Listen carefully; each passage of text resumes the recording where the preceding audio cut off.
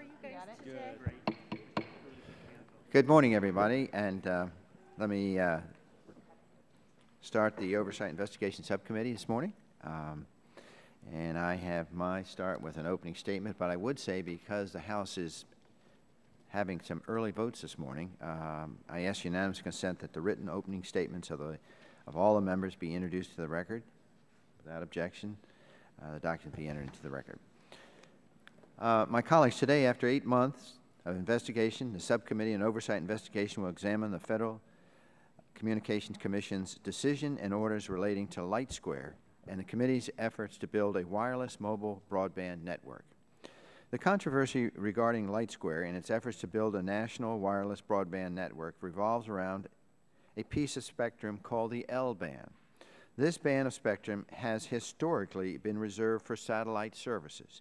In 2003, in order to encourage more efficient use of the band, the FCC issued an order permitting mobile satellite service providers to integrate an ancillary terrestrial component or land-based component into these networks as long as they met certain requirements. Since that time, LightSquared and its predecessors have been involved in multiple proceedings before the FCC involving the development of its terrestrial component. During these proceedings, LightSquared reached agreement with GPS companies about, quote, out-of-band emissions, end quote, that may result from its terrestrial-based stations and invested approximately $4 billion in its network. In March 2010, the FCC approved the transfer of SkyTerra's L-band licenses to LightSquared, enabling the company to deploy a nationwide broadband network. And this transfer was conditioned on LightSquared meeting an aggressive build-out schedule and agreeing not to provide service to the nation's 2 largest wireless carriers.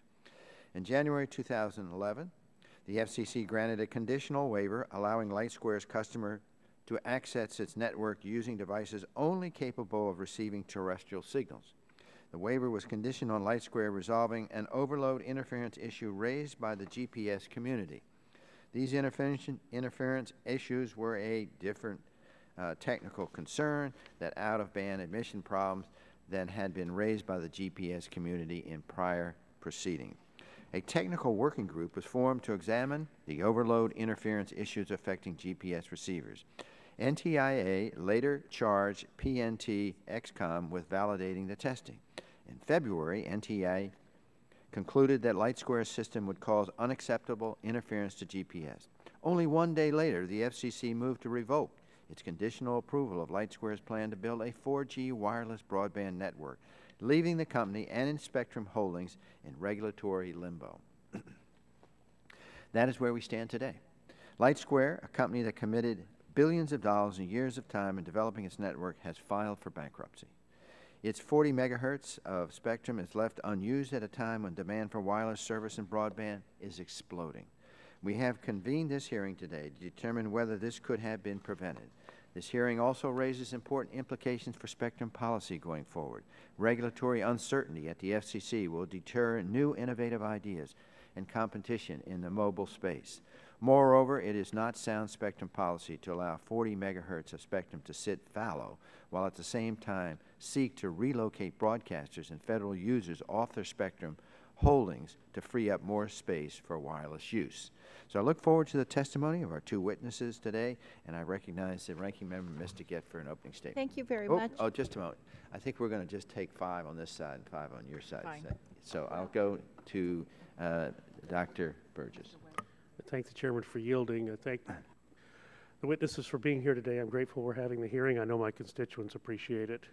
So the expansion of the 4G cellular networks to a portion of radio spectrum traditionally reserved for mobile satellite communications would improve mobile satellite communications and benefit U.S. consumers needing more bandwidth for communication. But somehow, somewhere along the way, things went off track. The FCC obviously has the obligation to be the caretaker of the electromagnetic spectrum. The question is raised, did they do their job? The decision to grant LightSquared a conditional waiver order on January 26, 2011 does seem to be ill-advised. The period for public comment before the granting of the conditional waiver order was brief, And whether it was intentional or unintentional, it was placed in the middle of the holiday season the year before. Requests for an extension of the period for comment were not honored, and a decision was made in haste over the objections of the United States Air Force and the GPS industry itself. Benjamin Franklin said, haste makes waste. In the operating room, we have a saying, go slowly, I'm in a hurry. This time it seems that haste was, in fact, the enemy of good decision-making. The FCC attempted to address the concerns through the formation of a government and industry working group, but the solutions have not proved up to the task. I hope today's testimony will shed light on these events. Mr. Chairman, I thank you for the recognition. Now yield back. Now recognize the ranking member, Mr. Thank you very much, Mr. Chairman. I really want to thank you for having this hearing today on LightSquared and expanding access to broadband, which we all agree is a key driver of economic growth for our nation. This administration has taken unprecedented steps to accelerate deployment of wired and wireless broadband networks, and the FCC has been a key partner in that effort. Mr. Chairman, as you said, the policy issues today are important, and LightSquared and the GPS dispute deserve our scrutiny.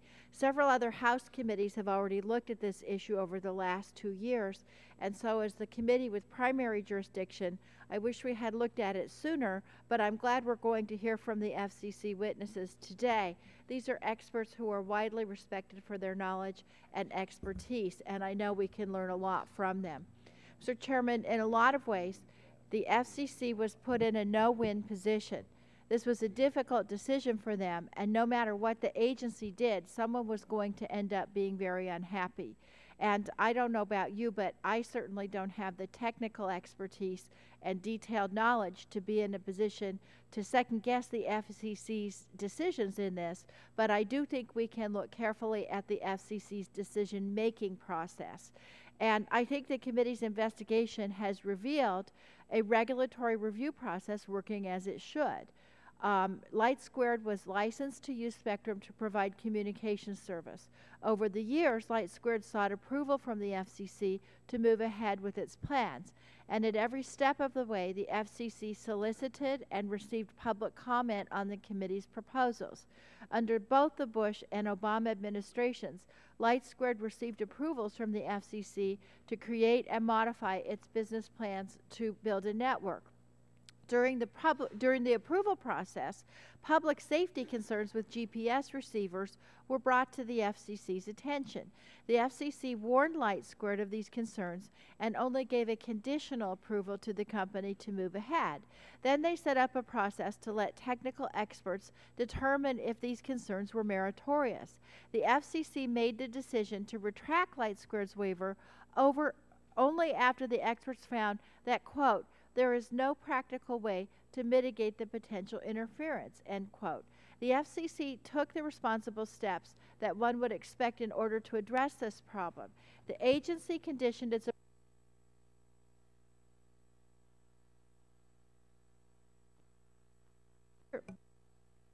FCC clearly told LightSquared that it would have to solve interference problems before it was allowed to move forward with its plan.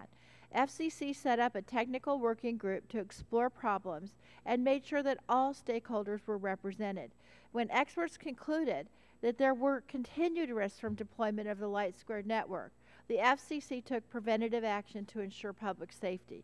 As of today, LightSquared has offered alternatives to move ahead, and I hope they work, by the way, and the FCC remains open to exploring viable solutions. Now, Mr. Chairman, it's not Congress's role to make these kinds of detailed technical decisions. I don't have the expertise to do so, and nobody else on the committee does.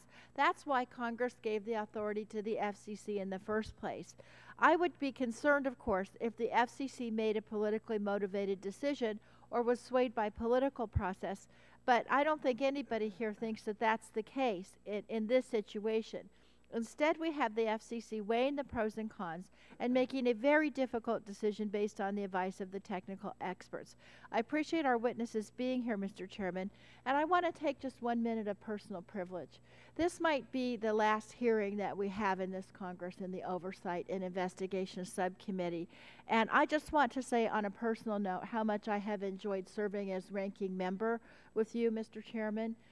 We haven't always had calm and sedate hearings in this subcommittee, but we've always had respectful discourse, and we've always had debates and investigations that have attempted to shed the light on things. And you know, I've said, probably you've heard me say every single hearing we've had, I've been on this subcommittee for 16 years, and I've enjoyed serving with all of my chairmen. This chairman is no exception. I know I can speak for the entire side of my aisle in wishing you Godspeed and all success in whatever you decide to do in the future, Mr. Chairman, and I yield back. Well, I thank my colleague, and she and I both know how much we've enjoyed our friendship here, and it's beyond just the hearing, and we've talked to each other on the floor many times, and we were friends even before I was chairman of this committee, so I appreciate your salute and felicitations, and I appreciate our friendship after I'm gone too. With that, let's recognize the two witnesses here. We have Ms. De La Torre, who is serves as chief of the International Bureau at the Federal Communications Commission. She was previously served as deputy chief of the Telecommunication Division of the International Bureau. She was president of the Telecommunication Management Company in Washington, D.C., and she has a B.A. from Vanderbilt and a doctorate from the University of Texas. We have Mr. Julius Knapp, is chief of the FCC's Office of Engineering and Technology. He became chief in 2006, having previously served as deputy chief since 2002. He has a bachelor's degree in electrical engineering from the City College of New York. At this point, let me swear each of you in here. I think we've got the... As you know, the testimony you are about to give is subject to Title 18, Section 1001 of the United States Code. When holding an investigative hearing, this committee has a practice of taking testimony under oath. Do you have any objection to testifying under oath? No? The chair then advises you that under the rules of the House and the rules of the committee, you're entitled to be advised by counsel. Do you desire to be advised by counsel at this time? Okay. In that case, you please rise and raise your right hand. I'll swear you in. Do you swear the testimony you're about to give is the whole truth and nothing but the truth, so help you God? I do. We now welcome your opening 5-minute testimony. Start with you, Ms. De La Torre. Okay. Mr. Knapp, go ahead. Good morning, Chairman Stearns, Ranking Member DeJette, and members of the Oversight and Investigations Subcommittee. My name is Julius Knapp, and I'm the Chief of the Federal Communications Commission's Office of Engineering and Technology, where I have served for 38 years. OET is the Commission's primary... I'm going to ask you, just pull the mic a little closer. Yeah. Thank you. Yeah. OET is the Commission's primary resource for engineering expertise and provides technical support to the Chairman, Commissioners, and the FCC's bureaus and offices. I appreciate this opportunity to join my colleague, Mindell De La Torre, Chief of the International Bureau, in appearing before you today. My portion of the testimony will focus on the FCC's role in evaluating and attempting to resolve spectrum interference issues in connection with the mobile satellite service in the L-band. Ms. De La Torre will address the process in historical context relating to granting ancillary terrestrial component, or ATC, authority to mobile satellite or MSS providers. At the Commission, we are focused on ensuring that businesses and consumers are able to take full advantage of the economic opportunity presented by underutilized spectrum, but only when consistent with public health and safety. In its decade-long proceeding to remove regulatory barriers and align the service rules for the L-band with the rapid evolution of mobile communications technologies and markets, the Commission considered a unique proposal that had the prospect of attracting new investment, increasing competition, bringing additional broadband service to rural and hard-to-reach regions, and creating thousands of jobs. This proposal was the direct result of proceedings designed to ensure that MSS spectrum would be utilized to its full potential. As with any proceeding before the Commission that has a potential for spectrum interference with nearby spectrum users, the FCC relies on licensees and stakeholders to raise any relevant interference concerns. During the decade preceding the LightSquared's November 2010 waiver request, the GPS industry had numerous opportunities to inform the Commission of the receiver overload issue. Despite participating extensively throughout these proceedings and raising other interference issues that were ultimately resolved, it did not do so. The FCC would have investigated any potential interference issues as soon as they were raised and attempted to resolve them. Nevertheless, once GPS receiver manufacturers and service providers ultimately informed the Commission of the potential for interference to legacy devices, the Commission halted the licensee's proposed commercial service. To be clear, in November 2010, the GPS industry was not complaining about signals from LightSquared signals falling into the GPS band. They were instead notifying us that GPS receivers would pick up signals far into the neighboring band. In responding to those GPS concerns, the Commission acted responsibly under its 70-year Memorandum of Understanding with the Department of Commerce to protect national security and public safety, while simultaneously attempting to find a solution to the GPS receiver overload issue. The Commission's goals in proceedings such as these are to foster cooperative engineering solutions to what sometimes seem to be impossible problems.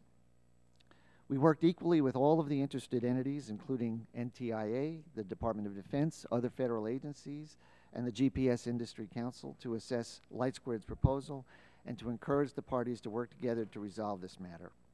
This process has been fact-based, transparent, and in accordance with the Commission's established policies and procedures. Now, as I've mentioned, in this instance, the interference is caused by GPS receivers picking up signals outside of the GPS band. The Commission relies on receiver manufacturers and service providers to report potential interference issues because they are in the best position to understand the parameters and limitations of their own equipment. The Commission does not possess the technical specifications for the hundreds of different types of GPS devices utilized by commercial users, government contractors, and government entities. Moreover, since the FCC does not regulate GPS devices, we are not prepared to test such devices or determine their capabilities and interference issues. Manufacturers and service providers have the relevant information, and they also have the incentive to notify the Commission of the potential for receiver overload so as to avoid problems with their services and products. The lack of technical data provided in response to earlier Commission proceedings prevented us from addressing that issue until well after permission had been granted in 2003 for MSS providers to use the L-band for terrestrial service. Again, thank you for this opportunity to appear before you, and I look forward to your questions. Thank you. Ms. De La Torre. Good morning, Chairman Stearns and Ranking Member Daggett and members of the Oversight. You might have to pull the mic just a little closer, too, if you don't mind. So good morning. Super. My name is Mindell De La Torre, as we've said, and I'm Chief of the International Bureau at the FCC. I'm pleased to have this opportunity to follow my esteemed colleague, Julia Snapp, in providing you the background and context related to the FCC's process in the MSS ATC L-band matter. I've been Chief of the International Bureau since October 2009, where I oversee the Bureau's functions with regard to licensing of international and domestic satellites, international long distance, international broadcast stations and submarine cables, as well as the FCC's participation in bilateral and multilateral efforts. I previously worked at both the NTIA and the FCC, and I appreciate the two distinct roles that these agencies play in ensuring adequate spectrum for America's consumers and governmental entities. As my colleague mentioned, that Commission is focused on lifting regulatory barriers and ensuring economic growth. The MSS ATC L-band proposal, filed with the International Bureau in March 2009, represented such an opportunity. However, when we were informed that there was a potential for receiver overload interference from the GPS community, we took action to ensure that these essential U.S. services, government services, as well as commercial activities would not be disrupted. The detailed summary in my written statement and the attached appendix outline the Commission's 10-year history in the MSS proceeding. The Commission's consistently, across the tenures of 3 chairmen, worked to promote terrestrial use of MSS spectrum. This history further shows that the Commission acted in accordance with established procedures and allowed multiple opportunities for public participation. Also, the Commission staff exercised delegated authority only where consistent with Commission rules and provided at least 48 hours advance notice to individual commissioners to inquire about these decisions. The proceedings relevant to this hearing began in 2001 when LightSquared's predecessor in interest, Mobile Satellite Ventures, MSV, along with ICO Global, petitioned the Commission to allow for the addition of an ancillary terrestrial component, ATC, to integrate terrestrial services with their mobile satellite services. These parties argued to the public that the public would benefit from the terrestrial component because it would enhance coverage in areas where reliable satellite service was challenging. In 2003, the Commission approved rules to permit MSS licensees to operate up to 1,725 base stations, and in 2005, this limitation was lifted, to provide mobile service to areas where satellite signals are degraded or blocked, specifically urban areas and inside of buildings. The U.S. GPS Industry Council filed a petition for reconsideration of that out-of-band emission rules, noting that the rules failed to adopt emission limits specified in the 2002 agreement. USGIC noted that the limits were necessary to protect against the potential deployment of tens of thousands of cell towers and millions of mobile devices. The receiver overload issue, however, was not raised in this proceeding. Over the course of the next 8 years, the Commission engaged in several actions designed to foster MSS ATC deployment. The record shows that the GPS industry consistently failed through several proceedings to specifically notify the FCC of receiver overload problems or concerns, until briefly referencing the issue in comments related to the July 2010 MSS Notice of Proposed Rulemaking and Notice of Inquiry, and then again in response to the November 2010 waiver request. In the interim, the Commission provided MSS ATC authority, set power limits, and other operating parameters, as well as acted on the transfer applications, ultimately leading to LightSquared status as a licensee.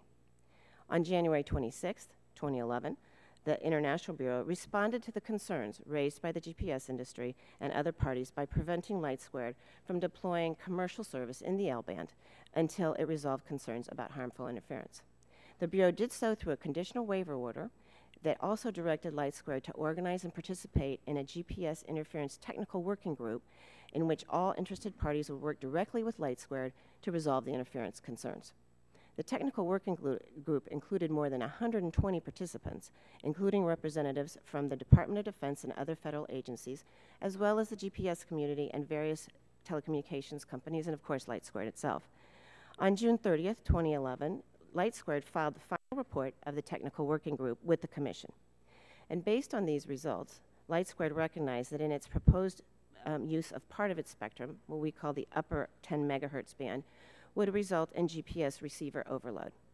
LightSquared offered an alternative proposal to operate only in the lower 10 megahertz band and to coordinate and share the cost of underwriting a workable solution for GPS legacy precision measurement devices that were at risk of overload.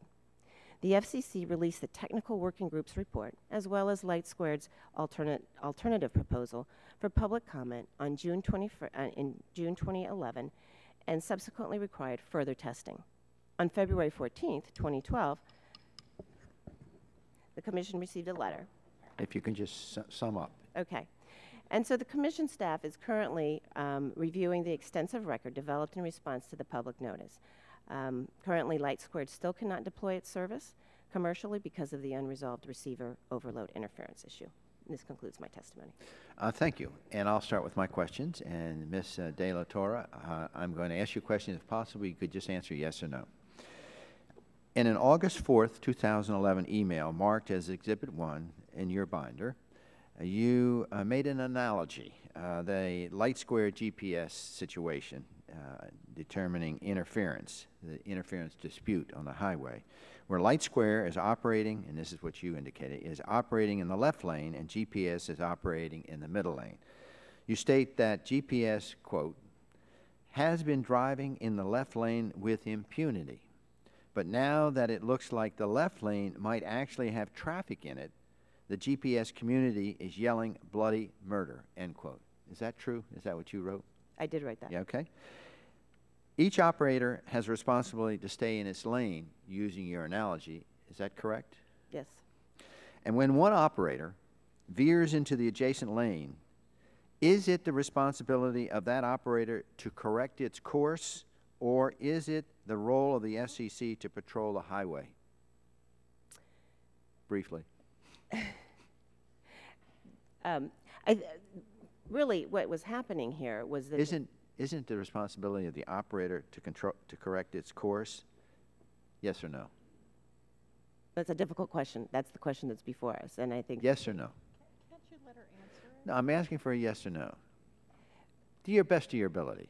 Well, I think that they do have a duty to respond. Okay, I'm going to take that as a yes. Does GPS companies have a duty to design receivers that filter out signals in adjacent bands? Yes or no? I'll let Mr. Knapp, who's the engineer. Well, you here, can answer too. that question. Based upon your email, I would say your answer would be yes. They have a duty to design receivers that filter out signals in adjacent bands. Is that a correct? Say yes? Okay. Mr. Knapp, I'm ready for you now. You state in your testimony some GPS legacy equipment effectively treats the GPS spectrum and the L-band spectrum as one band. Is that true? That's true. Since the problem appears to be a GPS devices and not LightSquared's emission, what does this mean for the future of the L-band? So the difficult issue we have is all of the millions of legacy devices that are out there, relied on for things like public safety and so forth, and there's no easy way to fix many of them. So we absolutely do need to be thinking about what we do going forward, and we're doing just that. If GPS does not make changes to its wide front-end receiver devices, do you envision a scenario where anyone could operate in the L-band in the future? I think what we're trying to If they do nothing, is the L-band available? well, for the high power equipment that's been proposed, the issue of the upper 10 is problematic. The lower 10, I think, is still subject to our open proceeding. But wouldn't you say, based upon what I just said, that this L-band is going to be in jeopardy if there's not some type of effort by GPS to make changes to its front-end receiver? Isn't that true? I think what we need to do is Yes or no? It would be yes. Okay, yes. Ms. De La Torre, one day after receiving LightSquared's updated business plan and request for a waiver of the Integrated Services Rule on November 18, 2010, the FCC placed a request on public notice, providing a 10-day period for initial comments. How many days does the FCC normally provide for comments after issuing a public notice for ATC modification request? Put your mic on. Anywhere from 7 to 21 Okay. days. Was the expedited comment period relating to the FCC's March 2010 order requiring that LightSquared follow an aggressive built-out schedule for its network? Well, they had this proceeding, as I mentioned, had been going on since 2001, so there was a lot of documents in the record. So we put it out for public notice for Okay. this. Does anyone request an extension of the comment period? And if so, who? And was the request granted? Yes, there were some requests for extension, and we did grant that extension. We granted the extension for 3 days. Did the parties requesting an extension have a chance to actually file their comments in the proceedings? Yes, they did. There are many concerns I have with the process, but the greatest concern I have is that your agency, acting only on one day after the NTIA sent their comments to the FCC, rushed through a public notice that would put LightSquared in regulatory limbo with no alternative in sight. Can you explain to me why the FCC did not first look to alternatives short of proposing to suspend the company's licenses? What we wanted to do is we wanted to get public comment as much as we possibly could on this important report that we had gotten from NTIA and the letter from NTIA. We wanted to get as much comment as we possibly could, so we put it out as soon as we could. But acting only one day after NTIA sent their commitment to the FCC, it seems like you rushed it. I don't know that we rushed it, but we were definitely, we wanted to get as much information as we possibly could. I'm anxious for the FCC to reach a conclusion on this matter and continue to hope that a solution can be found. When do you plan to wrap up your review of your February public notice? So we don't have a specific target. It's a complex issue, and LightSquared has put some new ideas on the table, and we think everything is worth considering at this point. All right, my time's expired. Thank you very much, Mr. Chairman. Ms. De La Torre, I just want to clarify your answers to the previous questions. This memo, this August 4th, 2011 memo, Exhibit 1, that the chairman was referring to, I think it would be fair to say that what happened here was that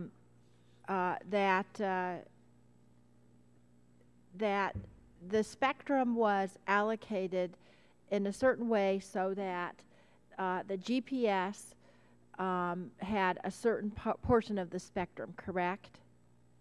Yes, that is correct. And LightSquared had been approved conditionally for portions of the spectrum that were adjacent to the GPS portions, correct? Yes, dating back to 2004. Yes, and after the conditional approval, the GPS community came forward belatedly and told the FCC that they were concerned because they were actually going into portions of the spectrum that LightSquared had been conditionally approved to use. Is that correct?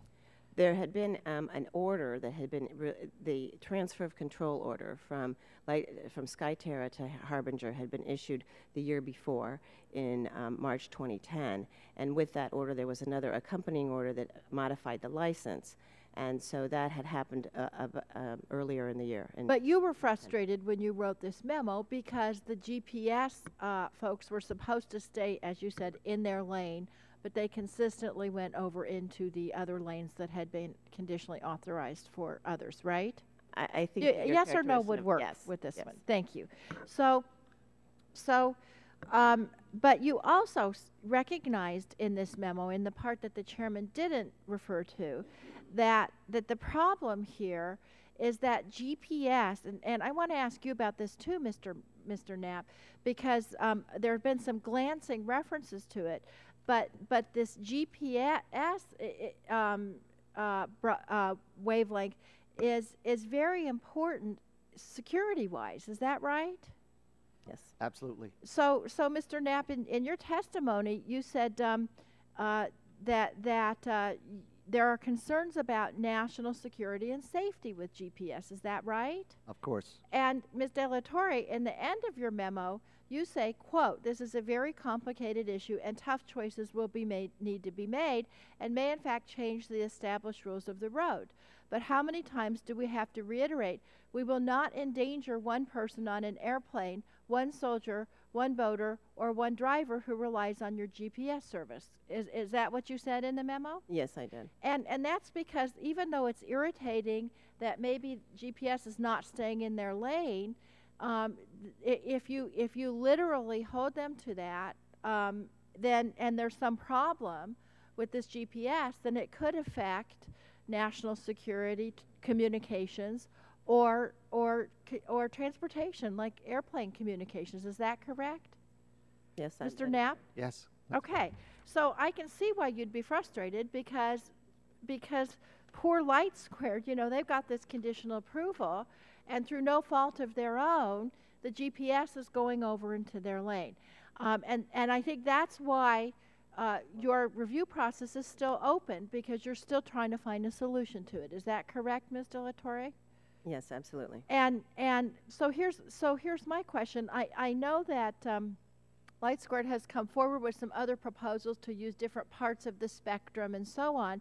Are you considering those other proposals right now? Yes, as Mr. Knapp said, yes, we are currently considering. Mr. Knapp? If I may. Sure. I should add that several of those proposals include spectrum that's used by the federal government, so the federal side, NTIA, would have the lead in determining whether those are viable. In order to make that determination, do you need congressional action? No, at this juncture, I can't project whether that would be necessary or not, but certainly we would come back if that seemed to make Okay, so it's not like, and either one of you can answer this. It's not really like the FCC is trying to arbitrarily sabotage this investment that LightSquared has made, which is substantial, correct? Absolutely not. And in fact, you're still trying to find a solution. Is that right? That's right. Okay. I don't have any more questions. Thank you, Mr. Chairman. I yield back. You got 1 second left. Do you want to ask him if there is a solution? You can ask. I'll take your 1 second. Is there a solution?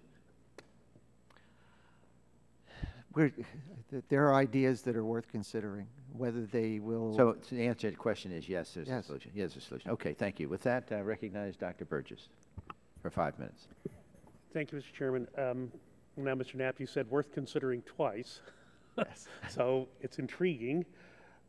This is an enormously complex issue, made even more complex by now I've got mental images of double wides and windy mountain roads. But, you know, I think that's really what the committee is asking is about a solution, and a solution that where both parties can actually come away with something. Neither party is harmed to the extent that they can be kept from harm, and we don't tread upon the rights of other people who have reasonable uses for spectrum that already exists. Is that a fair statement? That is a fair statement. Well, then in the things that you have that are worth... Dr. Burgess, can you just pull your mic up a little bit? Just so it's easier to hear you. We're waiting on every word you say, so we got to hear it. Well, in that context of having things that are worth considering, surely you have some solutions that you've been pushing back and forth between yourselves at the FCC. Are there any of those that you're willing to share with the committee this morning? Not specifically. I will say, but it's not only this immediate issue, but we also think long term about the implications for use of this spectrum because of the spectrum crunch and the importance of getting every ounce of benefit out of all of the spectrum that we possibly can. Well, we certainly bump up against this from time to time in this committee because of the fact that the spectrum is a valuable asset owned by the people of the United States. The government's in a cash crunch, so sometimes we actually go to spectrum as a solution. Let me just ask a couple of process questions of both of you, and I referenced this in my opening statement. The comment period before the issuance of the conditional waiver, it does seem to be condensed, especially when you're dealing with an issue of this complexity. Is that a fair observation for me to make? And bear in mind, I'm just a simple country doctor. I'm not an engineer. So it just seems like that was, you drop it before Thanksgiving or between Thanksgiving and Christmas. It looks like Harry Reid's healthcare bill to me. That's not a time where a lot of people are paying attention. Mm-hmm. If you view this in the broader context of the long history of the proceeding, we had a commission rulemaking proceeding that set out the policies that were to apply here. What the staff was doing was just implementing those policies. There already was provisions for a substantial terrestrial network. And if you look at what action was actually taken, we took the very tough step of saying that the system could not be operated commercially until this issue was resolved. So, and we put in place a process to understand the scope of the problem and try to find a way to get solutions to it. So although the specific time frame of the action may have appeared in isolation as short, what we were doing was moving as quickly as we could to a process to find an answer. And yet, some of the principals involved, the GPS industry, the Air Force, did seem to feel that there was an adequate time. Did they not? Did they not express that to you? So what we did in the action, they had asked that we needed time for further tests, so the process we put in place did just that. And we made sure that those parties were all engaged, and they were engaged heavily in the process of conducting the tests and examining solutions. But then there was an extension granted, is that correct? There was an extension of time for the comments. For the comments? Yes, absolutely, and it was all considered, and it resulted in the action that the agency took. And refresh my memory, how long was the extension of the comment period? I think it was. It was 3 days. Yeah. Again, I'm just a simple outside observer. That for an issue of this complexity did the parties who complained about the length of the comment period, were they mollified by a 3-day extension? Excuse me, they did in fact file comments in the proceeding, and they came in and they had various meetings with us during that time, so there was plenty of time for them to meet and to give us their views on the proceeding. Well, just, as an outside observer across the street, 3 days doesn't seem like a lot of time for an issue of this complexity. I appreciate the fact that it's been worked on for a long time, and a lot of people had much more working knowledge of this than I do. But it does seem condensed. What did they relate to you when you said, okay, you got 3 more days? Did they say, this is great, that's all we needed? Well, what I recall is that they in fact did file within that period, and then they had plenty of time to come in before the waiver order was issued in January. So they had many weeks to come in. They took advantage of that time. We heard their concerns. In fact, as Mr. Knapp said, the action that we took direct consideration of what they had raised with us, and we basically stopped LightSquared from going forward with commercial deployment of its system until the interference concerns were resolved. Now, we did not resolve those. Can I stop you there those. for a second? I know my time's up, but it seems like the interference questions haven't been resolved even at this date. Am I understanding that correctly? You are, and that's one reason why getting the process started as soon as possible was really important. We wanted to get that started and get all the parties together. Thank you, Mr. Chairman. I appreciate the indulgence. And the gentlelady from, Mr. Bilbray was here. I think Mr. Bilbray's next for 5 minutes. Thank you, Mr. Chairman. Mr. Chairman, let me first clarify, I've got a personal stake in this. Any one of us that go off into the ocean with our families offshore know how important the GPS is, not just for aircraft, not just for finding your way around streets, but basically, getting home and making sure you don't run into some rocks. But on the flip side, if I may say to the ranking member, just as much as the GPS is essential, there are thousands of people offshore every day that would have a huge safety factor if they could pull up their iPhone and from 200 miles offshore be able to call for emergency services. So this has a safety issue going from both ways. But I think this is much bigger issue than just GPS or a new access into the LightSquared. And if I could say to the ranking member, we need to recognize that this is setting the message across the country and around the world of exactly how the federal government is going to handle the situations. And if we do not straighten this out, the alternative is for us to have an intransigent, locked-in system that says, nope, we won't allow anyone to move outside of any arbitrary lines we make, because once you cross those lines, we know we can't get you back. And I'll give you an example, analogy. This is like somebody using a passing lane or going into the other lane to pass. We do that all over this country. But once you start allowing people to claim a right for using a right-of-way that was not set aside for them, the only alternative is to eventually, for the government to put up regulatory Jersey walls to where that option is no longer available in the future. Even though no one's using that lane 99% of the time, because we won't enforce it when somebody wants to use a lane, we've got to block it off, and that asset is not going to be used with flexibility. We're going to become intransigent bureaucratic lines. So I think that we've got to recognize this issue is very strongly setting an example to the next group that bids on something. Are we going to apply it and be flexible, and thus when the time comes, are we going to implement it, or are we going to create the barriers? Isn't this a situation of squatting and squatters' rights? And how do we tell anybody when they do bids that there's not going to be a squatter sitting on their spectrum if we don't straighten this thing out and make it clear to everybody that the federal government will make you whole and will not allow squatting to supersede the due process that we've set aside? How do we avoid that? Well, first of all, as we conduct our processes, they're open, and it's incumbent on all the parties to participate in that. This situation has been, in my 38 years at the FCC, an anomaly. Almost invariably the parties come in and explain. Okay, when the parties explain this, let me interrupt one thing. Yeah. When they talk about interference, are you saying, wait a minute, is there interference or is it harmful interference? There's one thing to have static with GPS. Mm-hmm. There's something else to be blocking the GPS. Isn't it true that the quote-unquote interference may not be harmful interference that would block the item? It may give some difficulty, but still won't be able to block the service. The service still gets through with GPS. Isn't that true?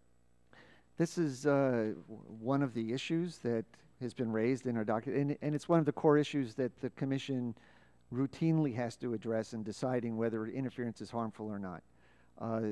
We also have to take into account, when we're dealing with public safety services or defense, a much higher threshold for ensuring against problems. Okay, there's the problem. We're now creating the issue of that we will go so far because we think it's a public safety issue. And if once you name that, as somebody that's run police departments and sheriff's departments, the question is, does that become now the excuse to use that lane all the time, even without a red light running, even though it's not a code 3?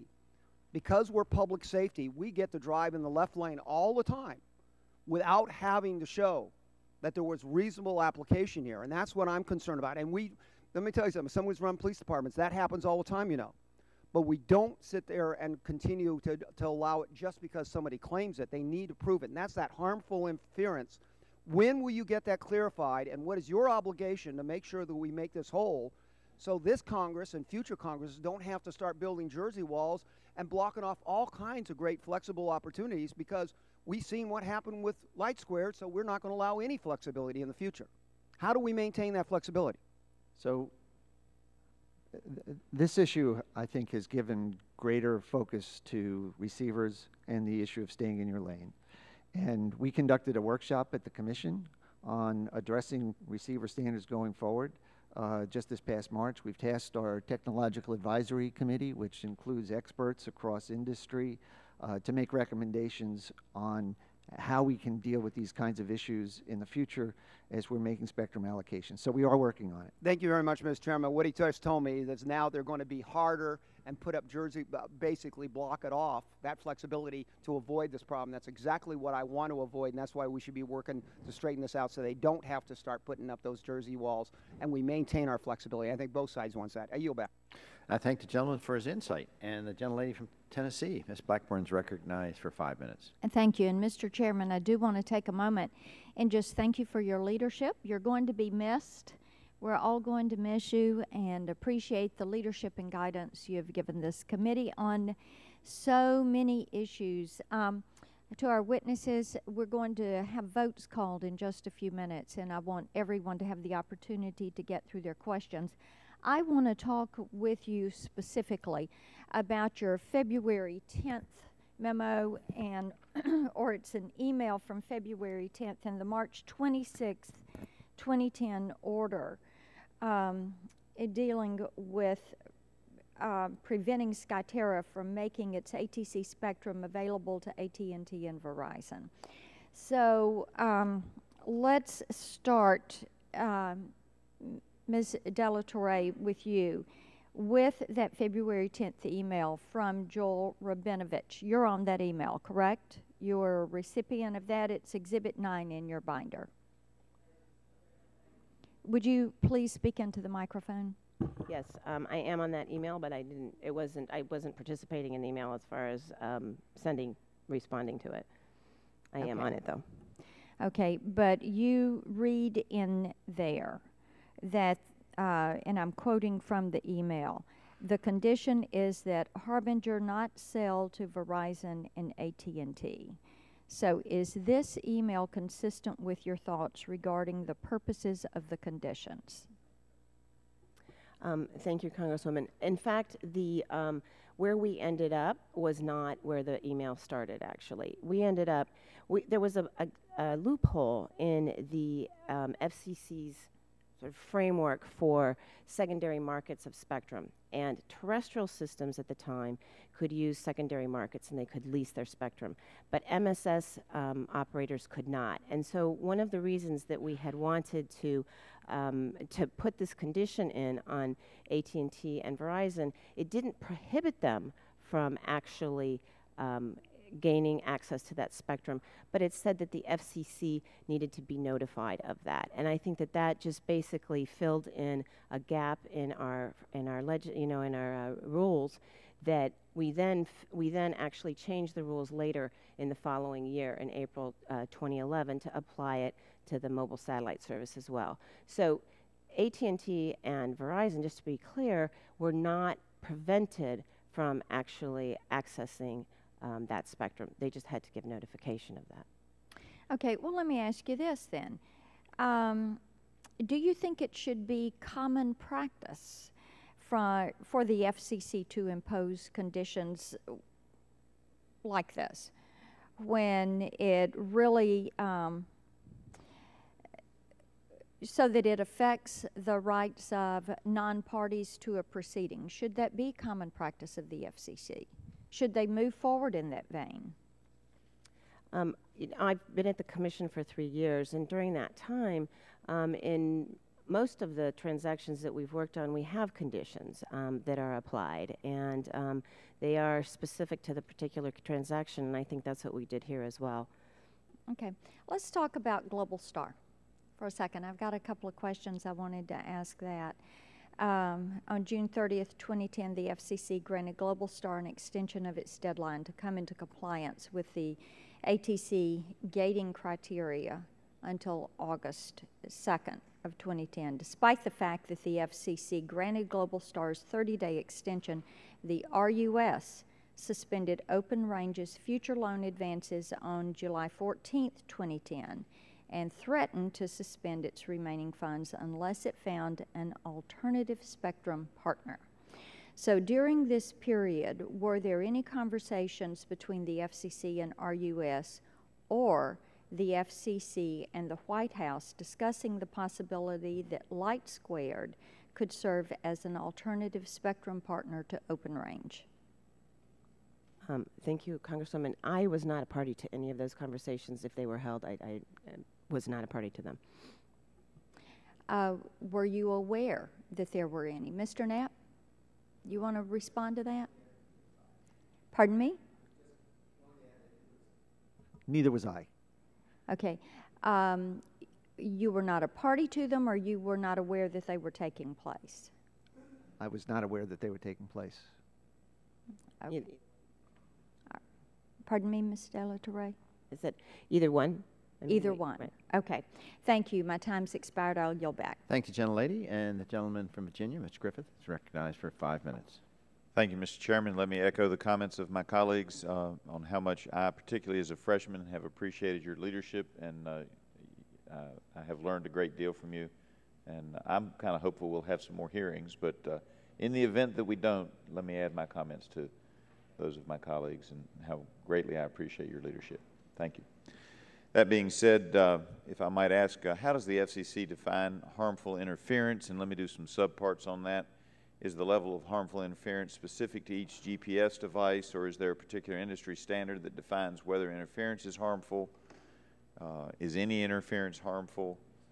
Who makes the decision at what level it's harmful? Is that the FCC, or is that the GPS device manufacturer or user? And is the design of the receiver relevant to the determination of harmful interference? And I'd be happy to repeat the subparts if you need me to.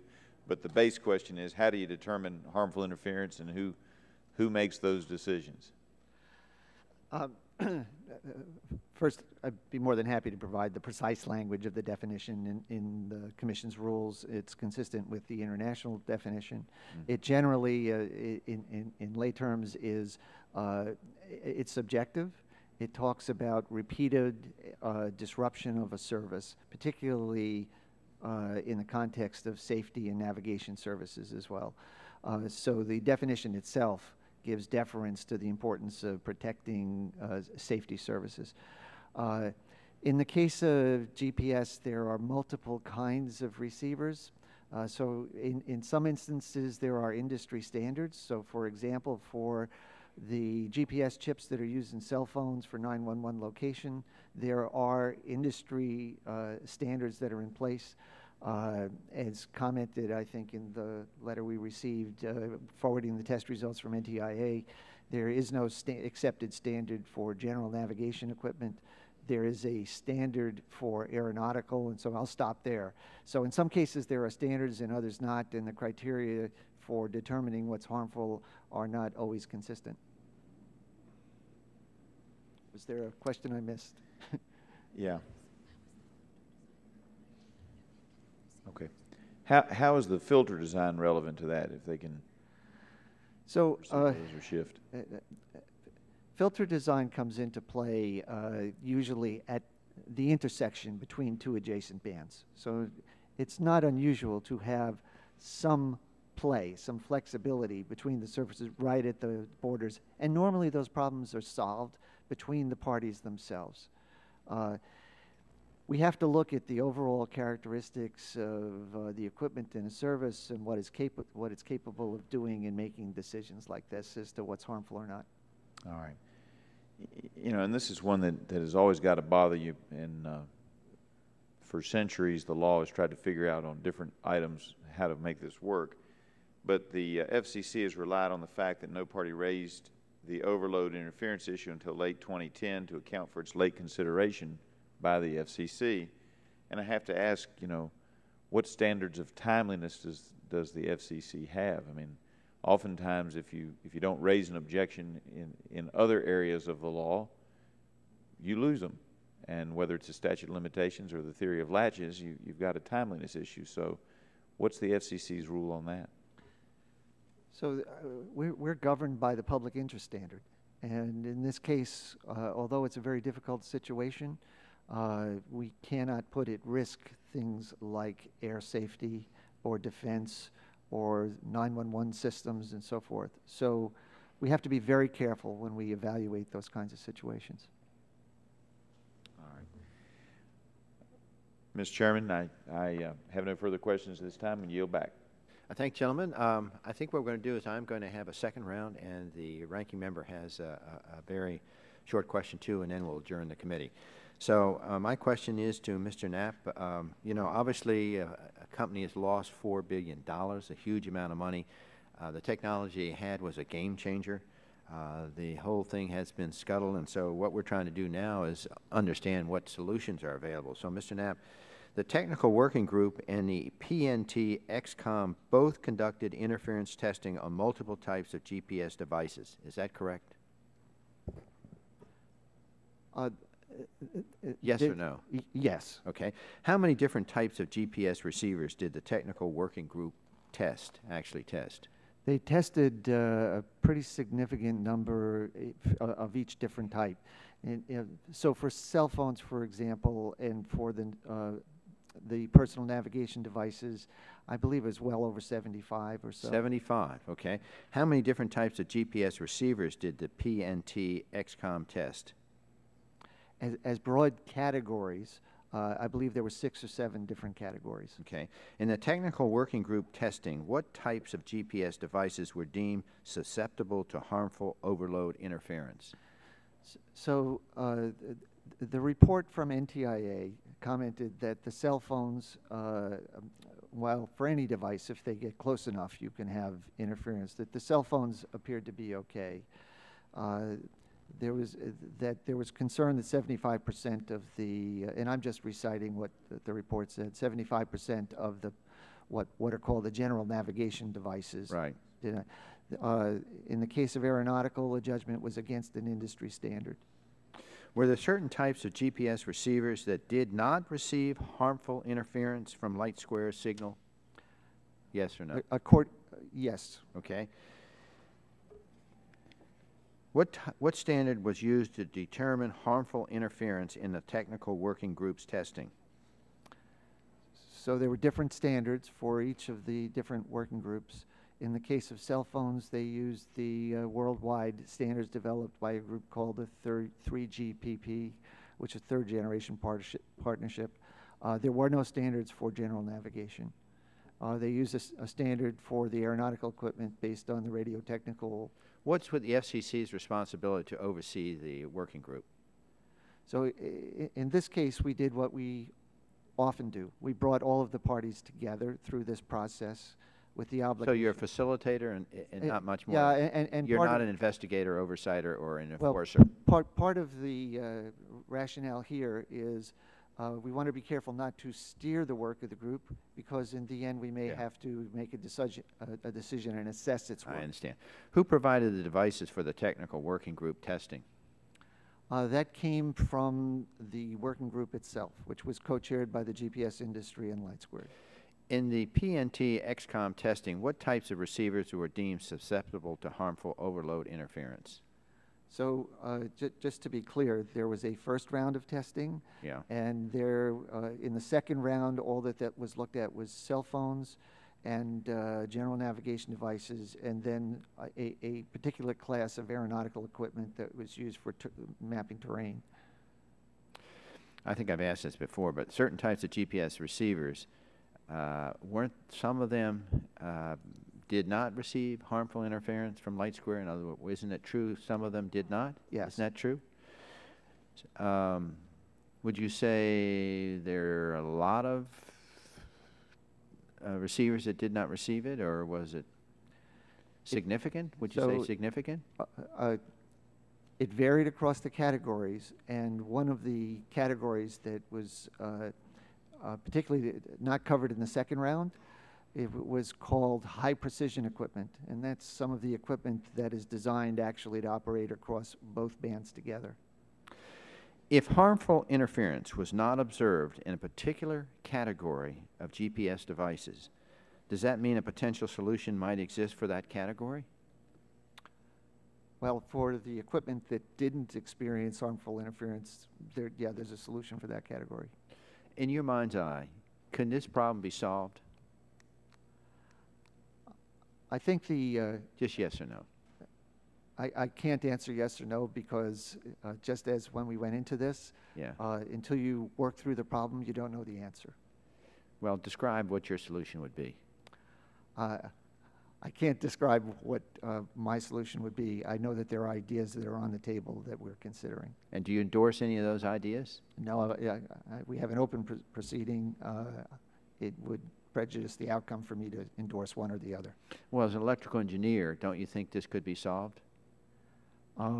As an electrical engineer, we always strive to solve the problem, but there's no certainty that you're going to get a You got to pass the exam. It's either yes or no. All right. Well, as I say, you know, I think all of us a little frustrated with this huge possible innovation leap here in the loss of this company, and so anyway, my time's expired. Mr. Chairman, first of all, I'd like to ask unanimous consent to put the spectrum chart into the record, which I had shared with your staff. Oh. By unanimous consent. Thank you. Made part of the record. And I also understand that you're going to put the exhibit notebook into the record, subject to some redactions that will be agreed upon. That's by correct. staff. That's correct. I would just ask unanimous consent that we put Ms. De La Torre's memo, Exhibit 1, in the exhibit book in without redaction. Unanimous consent, so ordered. Thank you very much. I just want to say I don't have any questions. You'll be happy to know, but I just want to say that this entire hearing really highlights the urgency of the work that the Select Working Group that Chairman Upton put together, and which I was privileged to serve, a subcommittee, a select subcommittee of this full committee, because as we look more and more at the use of spectrum, and as we look at increasing demands on our spectrum, we're really going to have to figure out how we balance really important, legitimate commercial needs, like in this situation with LightSquared, with GPS and other security needs and so on. And I think that work that the Select Working Group has been doing throughout the spring, summer, and fall has real urgency, and I'm sure that the FCC would agree with that. And Mr. Chairman, I look forward to working in the next in the next session of Congress on both sides of the aisle to start to figure out what we do with some of these issues, because unfortunately, I think it was Mr. Knapp who said that in his 30-plus years at the agency, he hasn't seen a situation like this.